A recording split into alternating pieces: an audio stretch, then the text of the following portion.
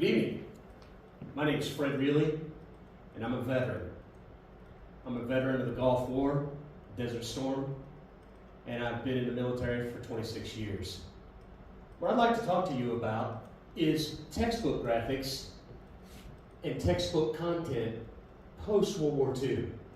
Post-World War II was a patriotic time. We had won the war in Europe and won the war in Japan.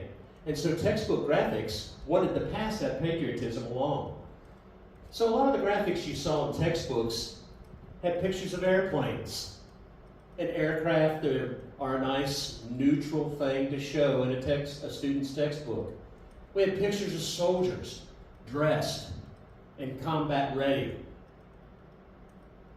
And of course we had the patriotic raising of the American flag on Iwo Jima by the 1st Marine Division.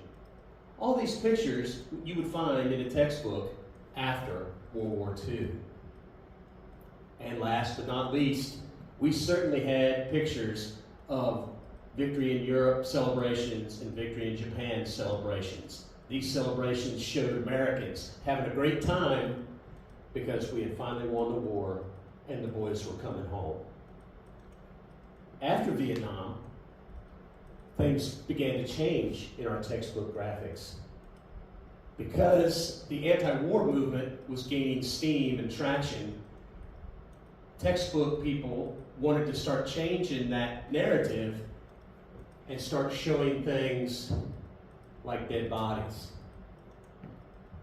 Here we see Nazis shooting prisoners. We see the dead British at the beach of Dunkirk. We see dead Americans in the snow at the Battle of the Bulge in the Ardennes forest. These are the kind of pictures we start seeing in our textbooks after the Vietnam War. We see Chinese civilians murdered by the Japanese. All these showed up in our textbooks.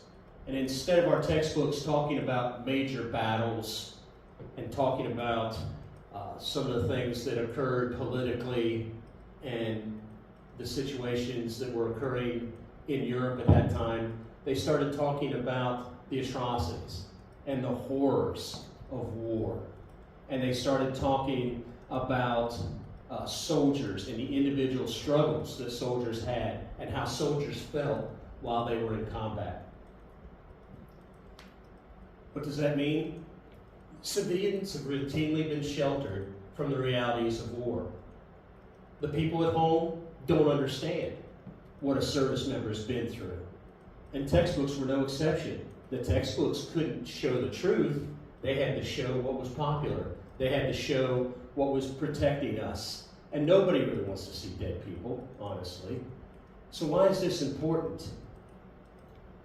Because veteran suicide is something that's very real. The atrocities and horrors that civilians and students are shielded from in their textbooks and in the news, veterans bring home with them. And you can't leave it at the door. You carry it with you for the rest of your life. And the VA estimates that there's approximately 17 veterans who commit suicide every single day. So what can you and I do about that? Well, we can encourage veterans to call the 988 Suicide Lifeline, and somebody will talk with them and comfort them. We don't want to leave our veteran loved ones alone if they're talking about suicidal thoughts. And lastly, we can create a hope kit.